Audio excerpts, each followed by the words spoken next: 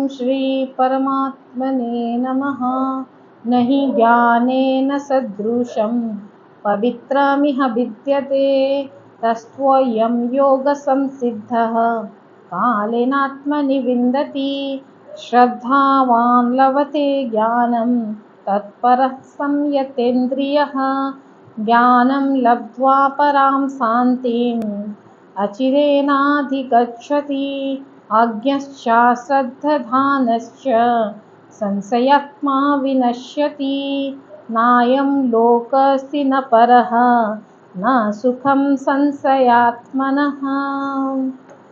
अनुवाद कुछ इस प्रकार से है, जैसे आप सभी को आपके पास छोटा गीता बुक होगा तो वहाँ पे आप देख लीजिए, तो ज़्यादा पढ़ने से वीडियो लंबा हो जाता है। तो इसका मतलब यहाँ पे स्ट्रेट भगवान मैसेज दे रहे हैं कि संसार में ज्ञान सदृश से कुछ भी नहीं है और निसंदेह है उसको पवित्र ज्ञान जैसा कुछ भी चीज़ नहीं है। जैसे हमें पहले से ही पता है कि गंगा से आप अगर डुबकी लगाओगे वो भी पवित्र है, अगर आप तीर्थ याटन जा रहे हैं वो भी एक दिव्य कर्म है। लेकिन सबसे अच्छा और सबसे खुद के लिए जो मनुष्य अपने लिए करता है वो ज्ञान ग्रहण करता है, और उस ज्ञान को कितने ही काल से कर्म योग के द्वारा हुआ हो लेकिन अपने आप में आत्मा में पा लेता है। यहाँ पे आप देखिए कालेनात्मनि, यानी उस ज्ञान को पचाने में और आपको वहाँ तक पहुँचने के लिए आपको एक पीरियड यानी टाइम पीरियड चाहिए,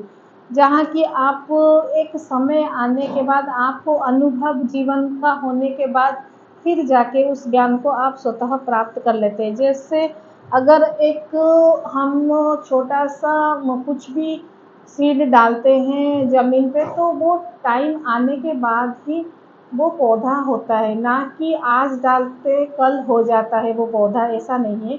उसका सही समय आने तक और उसका उपज, जैसे 5 तत्वों का सही सूरज और वायु, उसका सब आने के बाद जैसे एक पौधा खिलता है, वैसे ही आप ज्ञान लेते रहिए लेते रहिए लेते रहिए। एक दिन ऐसा आ जाएगा कि आपको स्वतः अनुभव होने लगता है।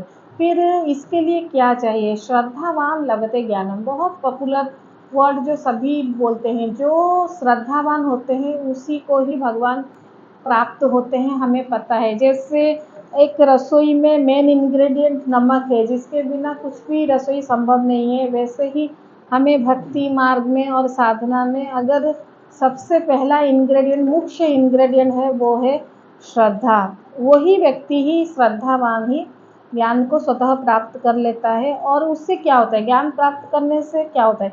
ज्ञान प्राप्त करने से आपके जीवन में शांति आती है। आप सुने होंगे शांति, अशांति, फिर होता है प्रशांति। प्रशांति क्या है? इस दोनों के ऊपर जो शांति है, जो हमेशा साधु संत उस स्टेज में रहते हैं, वो प्रसन्न आत्मा, उसका चित्त प्रसन्न हो जाता है, वो उस स्टेज को प्रशांति बोलते हैं। आप वहाँ तक जाओगे अगर आप श्रद्धा से ज्ञान को प्राप्त कर लोगे। फिर विवेकहीन श्रद्धा रहित संशय युक्त मनुष्य परमात्मा से अवश्य भ्रष्ट हो जाता है। ऐसे संशय युक्त मनुष्य के लिए ये लोक ना परलोक भी सुख होता है। जैसे मैंने बताया ना कि अगर ये श्लोका में देखिए इसका रिवर्स चल रहा है कि अगर आप श्रद्धा नहीं करोगे तो क्या होगा? तो देखिए होगा वही जो भगवान बोलते हैं, ज्ञान लो या ना लो चलेगा, श्रद्धा हो ना हो फिर भी चलेगा इस लोक में। लेकिन अगर आपका बुद्धि कबलित हो गया संशय में, यानी अगर आपके मन में आ गया संशय, तो मानिए इस लोक में भी आपको शांति प्राप्त नहीं होगा, परलोक में भी शांति नहीं होगा। यानी अगर उल्टा देखोगे तो इस लोक में भी शांति है, इस लोक में भी सुख है, लेकिन आप अनायास दुख को जीवन भर अपने जीवन में आप बनाए रखोगे अगर आपने संशय नहीं छोड़ा। संशय बहुत बड़ा कल्प्रिट है मानव जीवन में। जो बोलते हैं ना जीता जाता नरक क्या है, वो संशयात्मक बुद्धि है।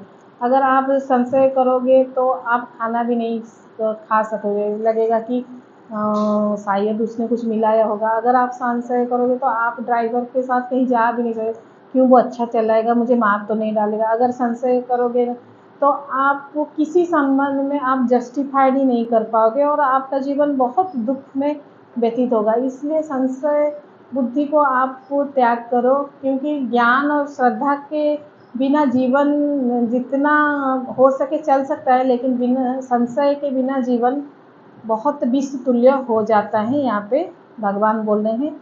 आगे जाके हम इसका क्या बंडल होगा, आगे 2 श्लोका में हम एंडिंग करेंगे। क्या क्या भगवान कृष्ण कह के अर्जुन जी को चैप्टर खत्म करते हैं। तब तक धन्यवाद। Stay tuned.